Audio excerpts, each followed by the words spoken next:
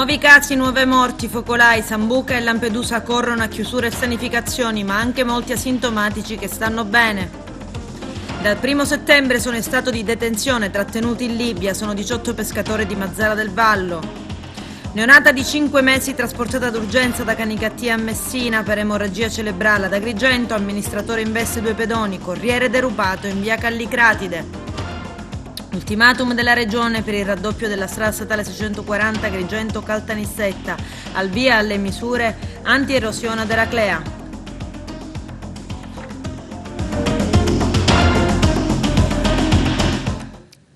Bentrovati gentili telespettatori al nostro appuntamento con l'informazione. In apertura parliamo dei nuovi casi di contagio da coronavirus in provincia di Agrigento, 2 tamponi positivi a Porto Empedocle, 3 a Favara, 1 a Canicattì. Intervengono i sindaci raccontando anche alcuni in retroscena. Non si teme di venir contagiati da un neonato, ma spesso si agisce con una caccia alle streghe sui social nel caso si tratti di adulti. I dettagli nel servizio.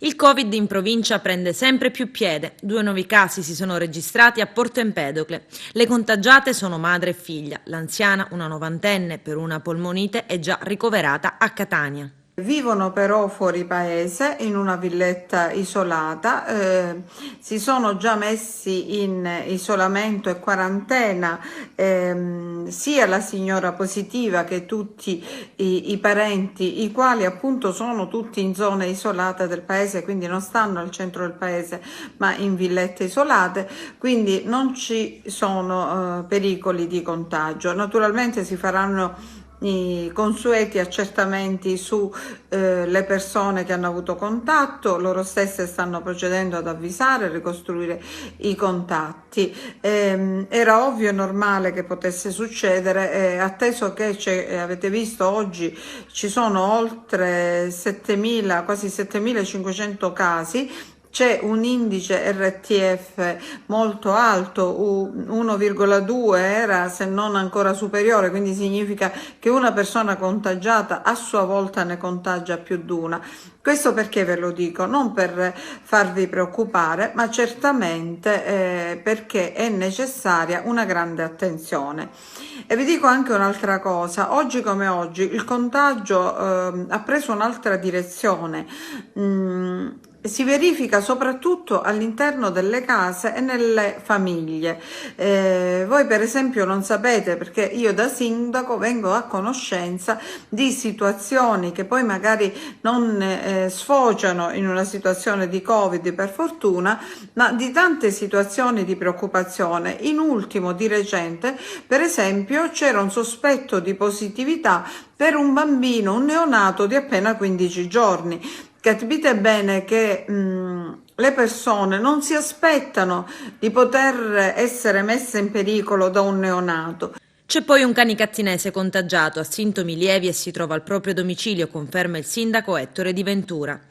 L'autorità sanitaria già nelle prossime ore provvederà a svolgere come da protocollo tutte le indagini epidemiologiche necessarie. Ancora una volta sollecito tutti ad adottare scrupolosamente tutte le precauzioni quali uso della mascherina, evitare assembramenti, limitare allo stretto necessario le frequentazioni sociali. Canicattì torna ad avere 4 contagiati al momento, mentre sono 10 le persone in questa seconda ondata che sono per fortuna già guarite. 3 nuovi casi positivi a Favara.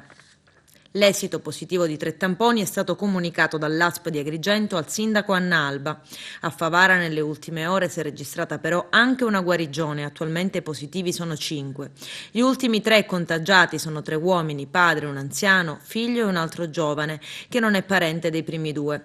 Il focolaio dovrebbe comunque essere sempre lo stesso, perché l'ultimo è un collaboratore dei primi 2. Tutti sono asintomatici e sono in isolamento domiciliare. Si tratta di 3 soggetti comunque pertinenti, diciamo, allo stesso nucleo familiare. Si tratta di soggetti che stanno bene, sono asintomatici, e questa è la cosa più importante. Assolutamente non voglio nessun tipo di chiamata o di messaggio Messenger sulla quale mi si chiede chi siano, ed inoltre mi rassicurano di non avere avuto in queste settimane nessun tipo di vita mondana. Comunque non sono usciti per locali, per attività commerciali, sociali e che comunque tutte le persone con la quale hanno avuto contatto sono state già avvisate. Quindi se non siete stati avvisati fino in questo momento, ritenetevi esclusi dal parterre delle conoscenze dei 3 soggetti positivi, perché non si corre alcun rischio. Qualche giorno fa vi avevo chiesto di scaricare l'app Immuni, perché permette veramente in questo momento di capire se si va in contatto diretto con qualche persona che viene considerata positiva. Vi rinnovo l'invito. Per chi non lo ha ancora fatto, scaricate l'app, perché è davvero molto importante, soprattutto a tutela di tutta la comunità. Un'anziana di 84 anni di Sambuca di Sicilia stanotte ha perso la vita. Arrivata al pronto soccorso dell'ospedale Giovanni Paolo II di Sciacca, è morta subito dopo il ricovero in rianimazione. Era positiva al Covid-19. Dilaga la preoccupazione proprio a Sambuca di Sicilia, dove nei giorni scorsi si è registrato un focolaio di infezioni in una casa di riposo dalla quale l'anziana morta stanotte era ospite. 2 giorni fa era morto anche un 90enne ospite sempre dello stesso ospizio, che poi con tampone post mortem è risultato infetto. A Sambuca al momento ci sono 3 casi di positività, più un quarto di un'anziana che è stata ricoverata a Corleone. Poi ci sono stati i 2 anziani deceduti. In tanti con i test sierologici stanno facendo ricorso anche agli ambulatori privati, si stanno sottoponendo volontariamente in paese ad esami anti-Covid e i risultati non sono affatto incoraggianti. Pare che si vada incontro, perché si aspetta il riscontro dei tamponi rinofaringei dell'ASP di Agrigento, a molti più casi di quelli già ufficializzati. Lo ha ammesso lo stesso sindaco Ciaccio. Cercando di fronteggiare i contagi, il sindaco di Sambuca ieri sera ha predisposto la chiusura delle scuole e degli uffici comunali per procedere alla sanificazione e disinfestazione. Facciamo attenzione, vi prego, ha continuato a lanciare l'allarme il primo cittadino. Sono complessivamente 13 contagiati nella scuola primaria di Lampedusa. Si tratta di 9 alunni e 4 fra docenti e personale scolastico risultati positivi al coronavirus. Per loro scatta la quarantena, il monitoraggio sanitario e tutto quanto previsto dalle disposizioni Covid-19. Sono stati effettuati 300 tamponi, la scuola è stata chiusa per la sanificazione e la pulizia straordinaria dei locali e riaprirà domani venerdì 16 ottobre. Per quel che riguarda le scuole superiori dell'isola, scientifico, alberghiero, turistico, i locali sono stati chiusi per la pulizia straordinaria e la sanificazione e riapriranno lunedì 19. Nel frattempo si procederà con i tamponi per gli alunni, i docenti e il personale scolastico, dice il sindaco Totò Martello. A seguire si effettueranno gli stessi interventi per la scuola dell'infanzia, la scuola secondaria di primo grado, ovvero la scuola media, e poi per la scuola all'Inosa. E nella zona rossa Galati Mamertino nel Messinese salgono i contagi. C'è il servizio. Sono aumentati ancora a Galati Mamertino nel Messinese i positivi al Covid-19. Il numero accertato dei contagiati nel comune, diventato zona rossa, è salito a 115, come riferito dallo stesso sindaco Antonio Baglio. Nel paese Nebrodeo, di circa 2.500 abitanti, dopo la scoperta di un caso di coronavirus, il contagio si è diffuso in maniera rapida ed esponenziale ed il numero è diventato molto elevato in pochi giorni. Nella cittadina sono arrivati l'esercito, polizia e carabinieri che hanno chiuso tutti i varchi del comune, lasciando solo 2 vie d'accesso percorribili per motivi strettamente necessari, per andare al lavoro o per motivi sanitari.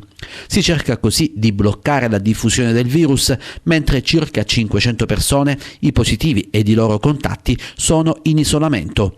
Tra i contagiati però si registra anche un morto. Si tratta di un uomo di 73 anni, originario di Galati Mamertino, che è deceduto dopo essere stato ricoverato in ospedale al Policlinico di Messina per difficoltà respiratorie. L'anziano soffriva da tempo di gravi patologie ed era risultato positivo al coronavirus.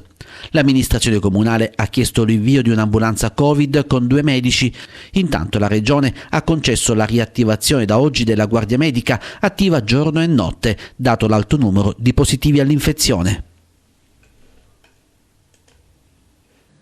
Ed una neonata di 5 mesi priva di coscienza è giunta con un'emorragia cerebrale in corso al pronto soccorso dell'ospedale Barone Lombardo di Canicattì. Subito la macchina del trasferimento si mette in moto e la neonata in gravissime condizioni viene trasferita in ospedale a Messina. Pare che i genitori della piccina non abbiano saputo fornire una spiegazione su quanto è accaduto alla figlia. Stando a quanto emerge, la neonata sarebbe stata male all'improvviso ed è stata portata mentre iniziava a diventare cianotica all'ospedale di Canicattì. Accertata la gravità dell'emorragia cerebrale, è stato appunto disposto il trasferimento in una struttura meglio attrezzata. La prognosi sulla vita viene mantenuta riservata. Le cause dell'emorragia cerebrale non sono chiare. Spetterà ai medici dell'ospedale di Messina stabilire attraverso indagini cliniche cosa abbia determinato l'emorragia e se c'è davvero o meno un trauma cranico. È morto il presidente della regione Calabria, Gioele Santelli. Da tempo lottava contro il cancro e le sue condizioni si erano aggravate nelle ultime ore. È deceduta questa notte nella sua abitazione di Cosenza. È stata trovata senza vita nel suo letto questa mattina. Al momento le informazioni ufficiali parlano esclusivamente di arresto cardiaco. Gioele Santelli aveva 51 anni ed era presidente della regione Calabria dal 15 febbraio 2020. Deputata dal 2001 al 2020 è stata sottosegretaria di Stato al Ministero della Giustizia dal 2001 al 2006 e poi sottosegretario al Ministero del Lavoro e delle Politiche Sociali da maggio a dicembre 2013 nel governo Letta.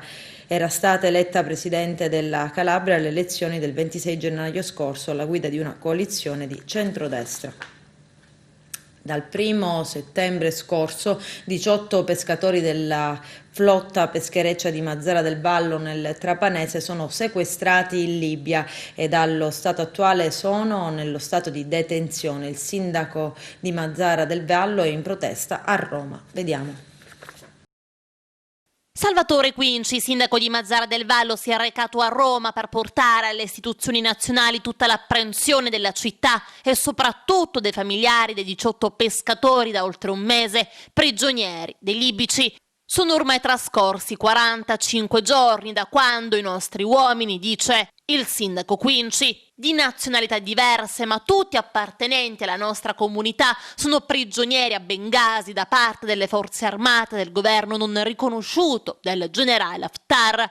In questi giorni non abbiamo avuto notizie né un contatto visivo né telefonico con loro. Tutto questo sta generando uno stato di frustrazione, di rabbia da parte di tutta la comunità ma soprattutto dei familiari che da quasi un mese sono in presidio permanente in piazza Montecitorio. È raggiunto il momento di portare il sostegno della comunità mazzarese, ora è il momento di dare segnali forti per risolvere questa vicenda. In questi giorni ci sono stati lunghi colloqui tra i mediatori dei due paesi per sbloccare la situazione. La sensazione che si sta scontando la mancanza di autorevolezza del ministro degli esteri Luigi Di Maio. Così il primo cittadino, che sin dal primo istante si è prodigato nella risoluzione di una vicenda che sta assumendo contorni sempre più frastagliati, una farsa che adesso deve cessare poiché scomoda all'intero territorio italiano.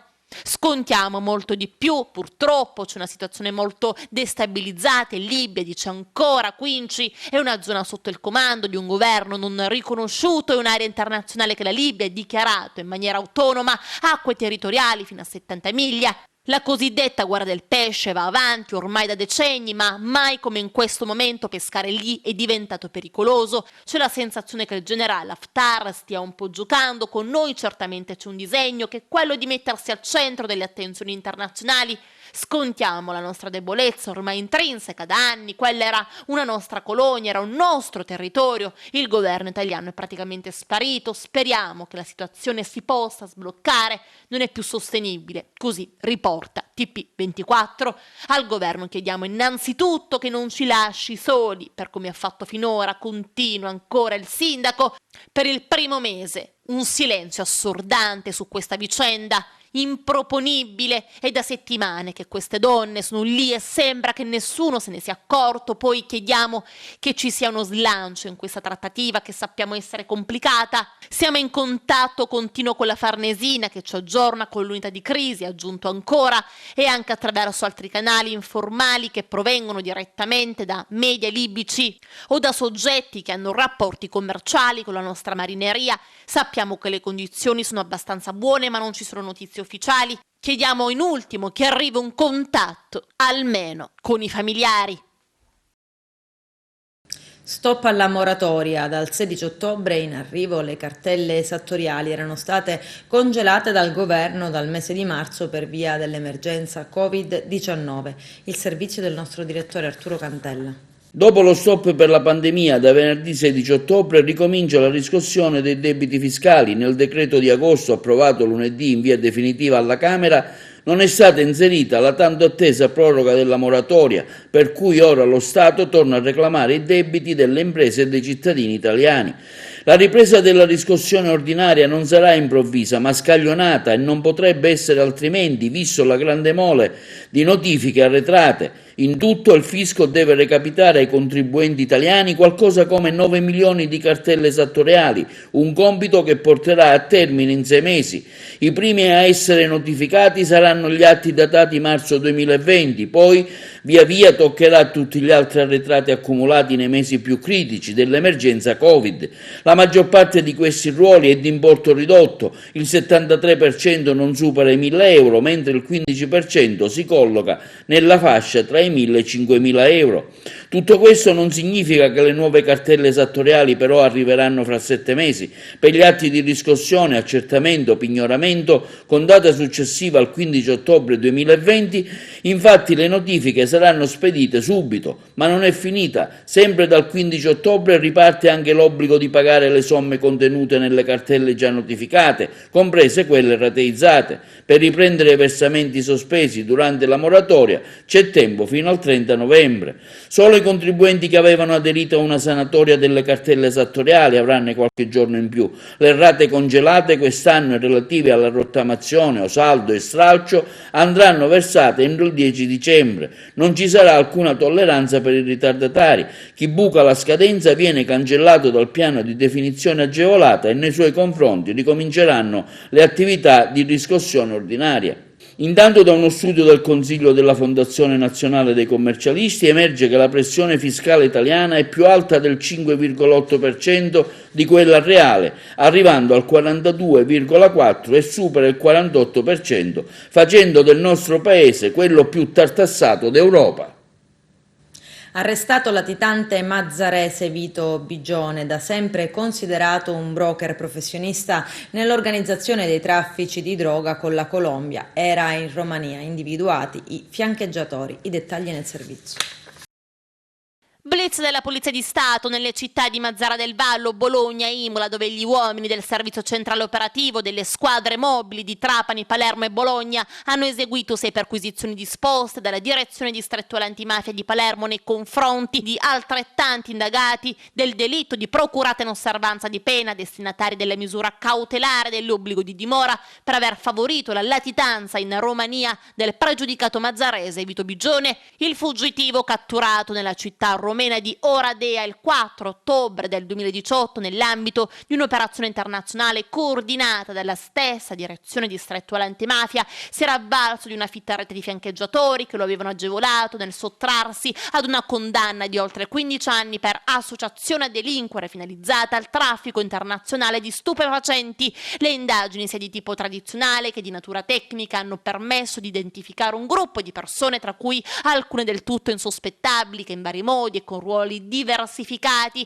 avevano dato alloggio, favorito la fuga all'estero e fornito assistenza economica e non alla latitante. Un curriculum criminale, quello del pregiudicato mazzarese, caratterizzato già da diverse condanne per narcotraffico internazionale risalenti già agli anni 90, che lo avevano portato già in precedenza alla latitanza in Namibia, dove aveva organizzato fiorenti traffici illeciti di sostanze stupefacenti utilizzando pescherecci d'altura.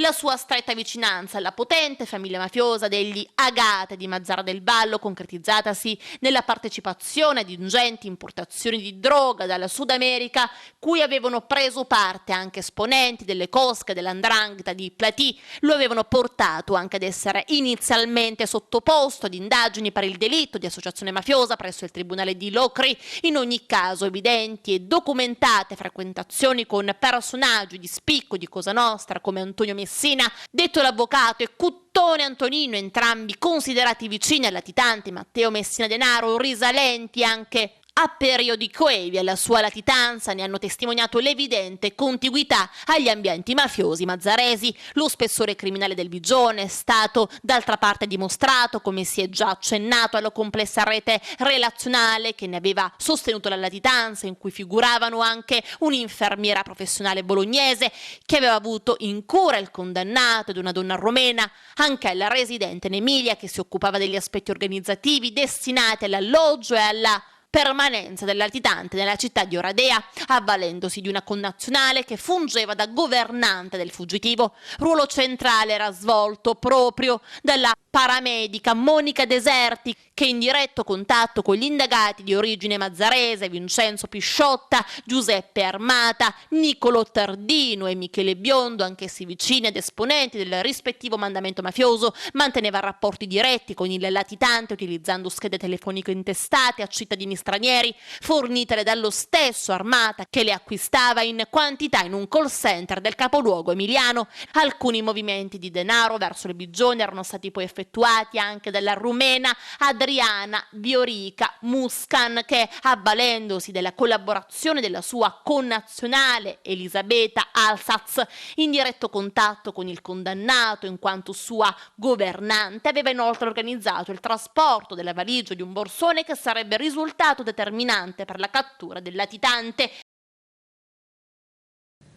2 pedoni sono stati investiti questa mattina in piazza Vittorio Emanuele d'Agrigento. I feriti sono stati trasportati all'ospedale San Giovanni di Dio per accertamenti. L'automobilista alla guida di una Fiat Panda si è subito fermato per prestare i primi soccorsi. Sul posto si stanno già occupando dei rilievi tecnici di rito la squadra dell'infortunistica stradale della Polizia Municipale. L'automobilista, come sempre avviene in caso di incidente stradale, viene ascoltato dai vigili urbani che devono ricostruire la dinamica dell'accaduto. Forse è stata una distrazione la causa dell'incidente che si è verificato davanti la questura, praticamente all'altezza delle strisce pedonali. A guidare l'utilitaria era uno degli amministratori uscenti di Palazzo dei Giganti.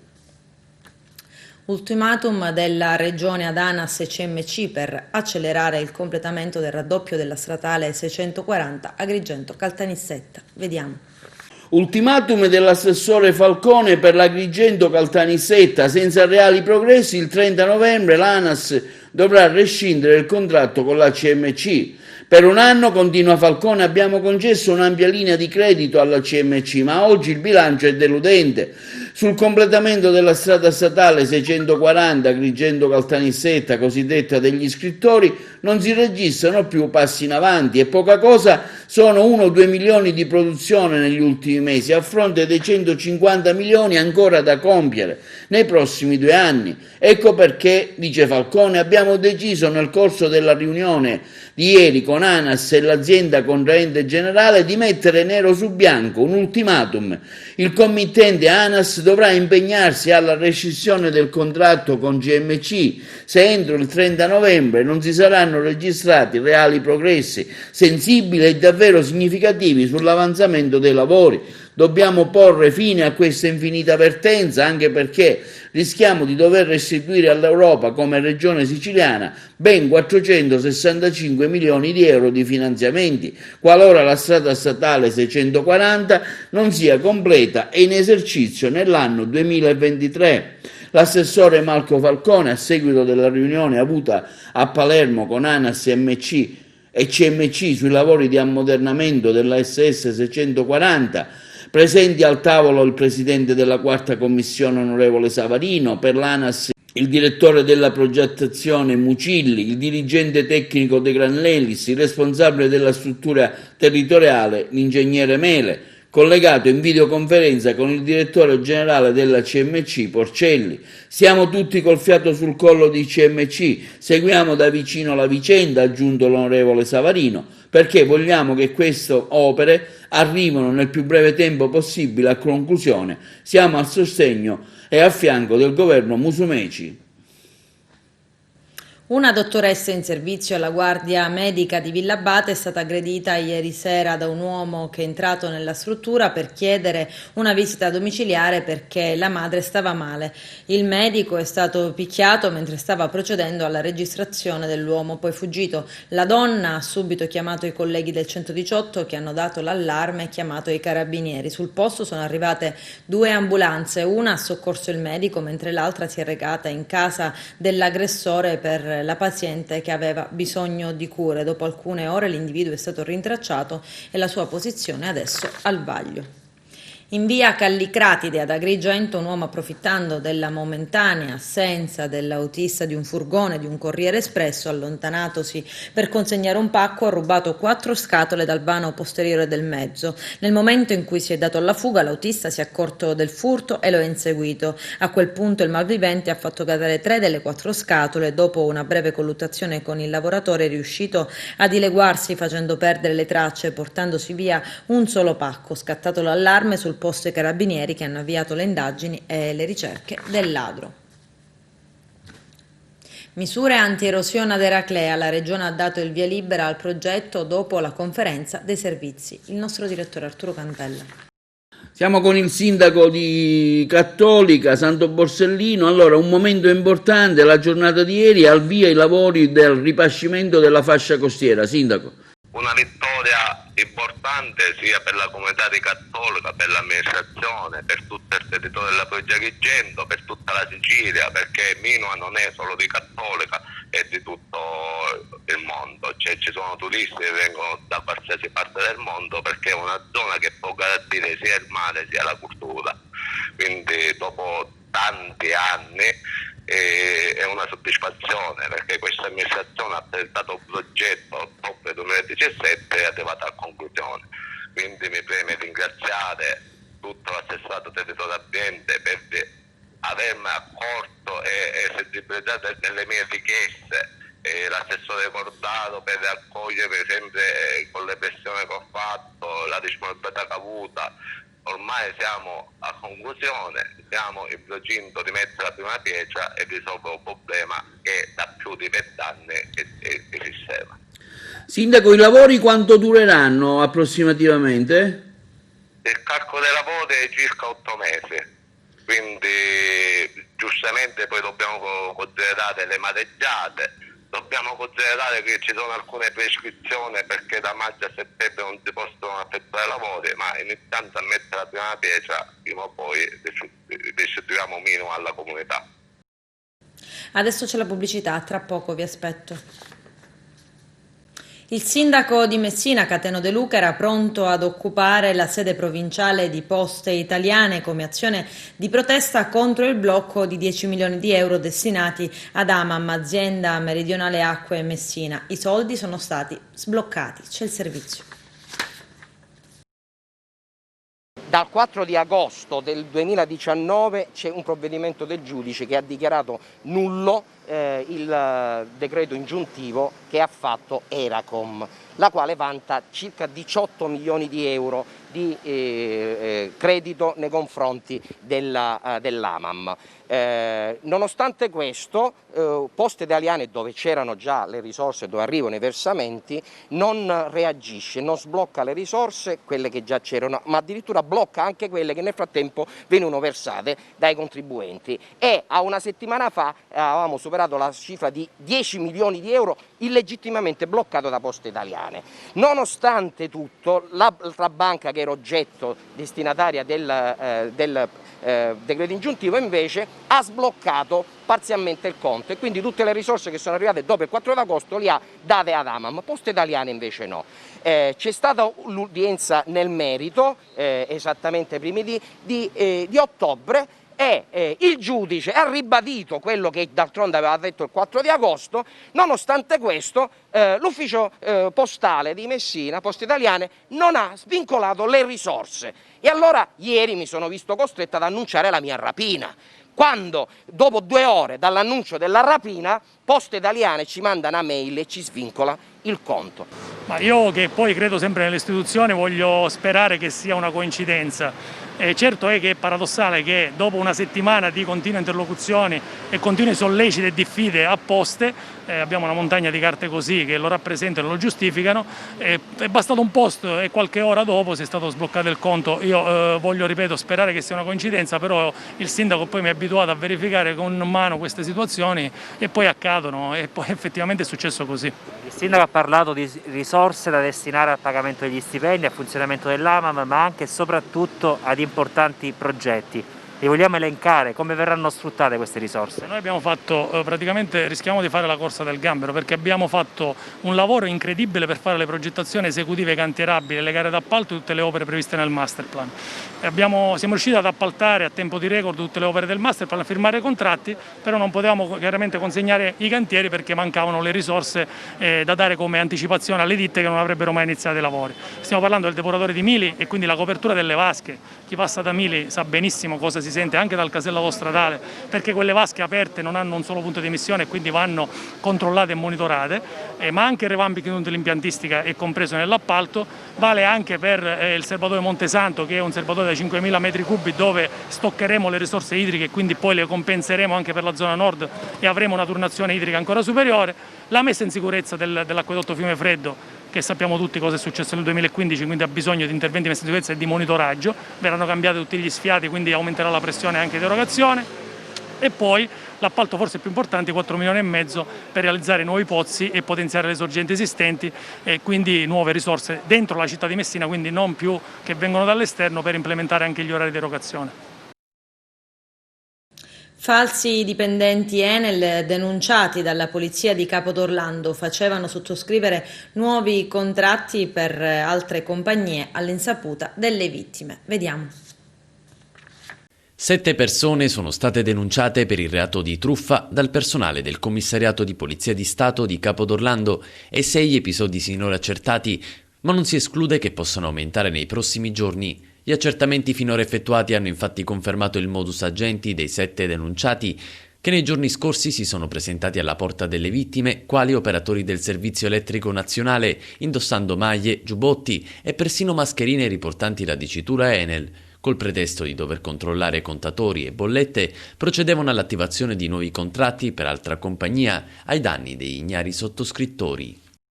Oggi 15 ottobre ad Alessandria della Rocca la signora Maria di Girgenti Messina compie 100 anni, un traguardo raggiunto in una condizione di salute ottimale. La signora Maria ha avuto 4 figli, 7 nipoti e 5 pronipoti. In occasione di questo traguardo il sindaco Giovanna Bubello le ha consegnato una targa per ricordare l'impegno lavorativo ed umano della signora Maria. Siamo adesso allo sport, calcio eccellenza, Akragas KO in Coppa Italia, battuta d'arresto a sorpresa per l'Akragas nel match d'andata in trasferta contro la Folgare Castelvetrano, il servizio di Carmelo Lentini. La giovanissima formazione biancazzurra proposta dal tecnico Francesco Di Gaetano ha perso di misura allo stadio Paolo Marino di Castelvetrano per la gara di andata di Coppa Italia, limitando così danni in previsione del ritorno che si giocherà, ricordiamo, all'Esseneto mercoledì 28 ottobre prossimo. Si tratta di una sconfitta indolore che, nonostante tutto, ha permesso di mettere le buone qualità dei singoli ragazzi, che sinora hanno fatto solo tanta panchina. Malgrado tutto, l'Akragas dei giovani ha sfiorato ripetutamente la rete del pari, che sarebbe stata anche meritata, con i vari Assante e Sicurella. Il gol vittoria dei locali invece è stato segnato al 20° del primo tempo e porta la firma di Giannusa, abile a incuniarsi tra le fila biancazzurre e infilare il portiere Compagno.